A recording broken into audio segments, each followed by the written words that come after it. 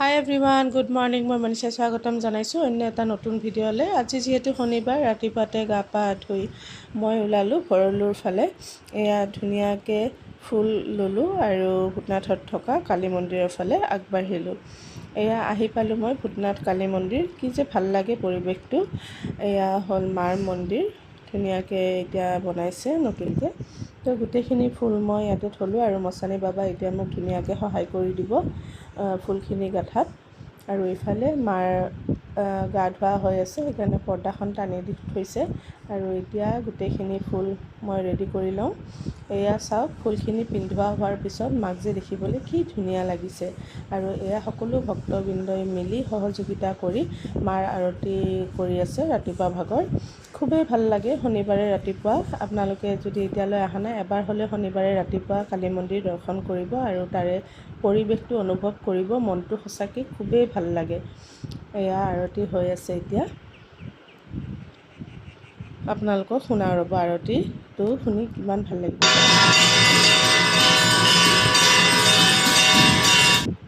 এয়া আৰতি হোৱাৰ পিছত মই ভিতৰতে থকা শিৱ মন্দিৰো দৰ্শন কৰিলোঁ। ধুনীয়াকৈ পূজা অৰ্চনা কৰিলোঁ চাকি ধূপ জ্বলাই। এইখিনি কৰা হোৱাৰ পিছত ভিতৰতে এইটো হ'ল, ইয়াতে গোটেইখিনি হোম যজ্ঞ কৰা হয় এই ৰুমটোতে। আৰু এয়া হ'ল নাগা বাবাৰ সমাধিস্থল। গোটেইখিনি কৰা হোৱাৰ পিছত আমি আহিলোঁ সিদ্ধিৰ স্কুলত, যিহেতু আজি সিদ্ধিৰ ৰিজাল্ট দিব। তো আমি তিনিওজনে বহি আছোঁ। তো তাৰপিছত ৰিজাল্ট লোৱা হোৱাৰ পিছত ইয়াতে কাৰ কি ফিডবেক আছে টিচাৰৰ এগেইনষ্টত বা স্কুলৰ এগেইনষ্টত লিখিব দিছে ধুনীয়াকৈ।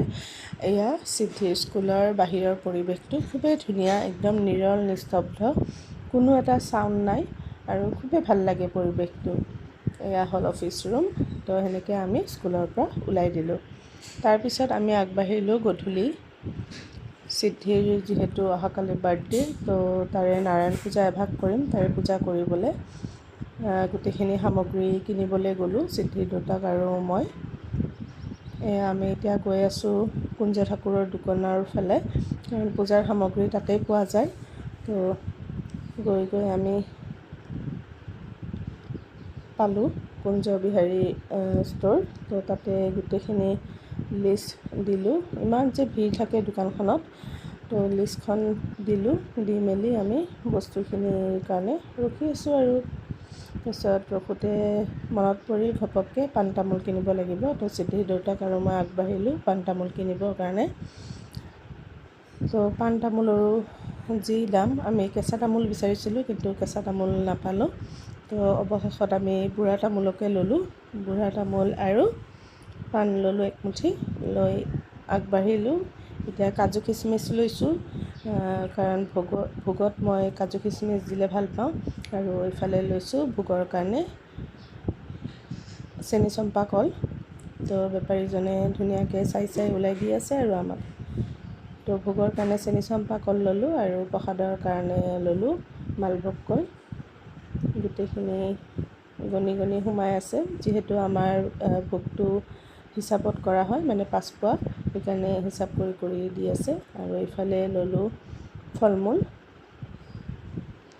গোটেইখিনি ফল মূল লোৱা হোৱাৰ পিছত এইফালে ল'লোঁ মই নাৰিকল 4টা ল'লোঁ। তাৰপিছত এইফালে ল'লোঁ ঘটৰ নাৰিকল। মানুহজনে খুব হাঁহি আছে, কেমেৰা কৰি আছোঁ যে। আৰু এইফালে ল'লোঁ আনাৰস। বতৰৰ ফল দিব পাৰিলে ভাল লাগে পূজা ভাগত। আৰু তাৰপিছত আমি আগবাঢ়িলোঁ ঘৰৰ ফালে।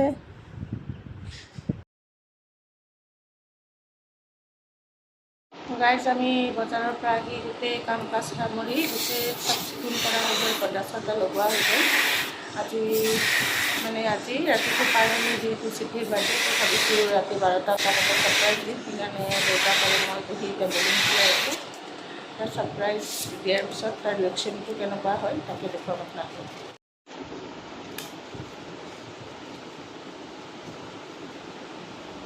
এনেকৈ আমি কেইটামান বেলুন ফুলাই ল'লোঁ। বেলুনকেইটা পূৰা ঢাপঢপকৈ ফাটি আছে, সেইকাৰণে আৰু বেছি বেলুন নুফুলাওঁ। সেনেকৈ কেইটামান ফুলাই সেনেকৈ সজাই। তো আমি গোটেইখিনি ৰেডি কৰি ল'লোঁ। এতিয়া সিদ্ধিক মাতি আহোঁ লগ।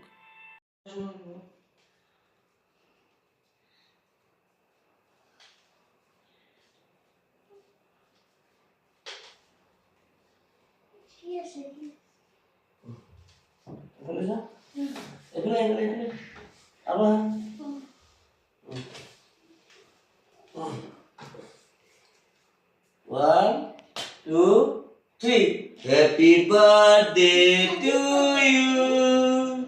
Happy birthday to you. Happy birthday to you. Happy birthday to you. Happy birthday, dear Siddhi. Happy birthday to you. May God Bless you. May God God bless you.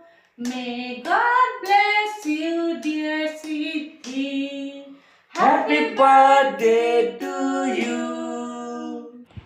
সিদ্ধি একদম মোৰ নিচিনা মানুহে ছাৰপ্ৰাইজ পালে মানুহে মানে হাঁহে সি আৰু মই দুটাই অপজিট আমি ইম'চনেল হৈ যাওঁ তো আমাৰ এক্সপ্ৰেশ্যনখিনি মানুহে নেদেখে আৰু তো এইটোৱে আছিলে আজি সিদ্ধিৰ ছাৰপ্ৰাইজ কেনেকুৱা লাগিল ছাৰপ্ৰাইজটো সিদ্ধি ভাল লাগিছে তুমি ভাবিছিলানে এনেকুৱা ছাৰপ্ৰাইজ পাবা বুলি ভাবা নাই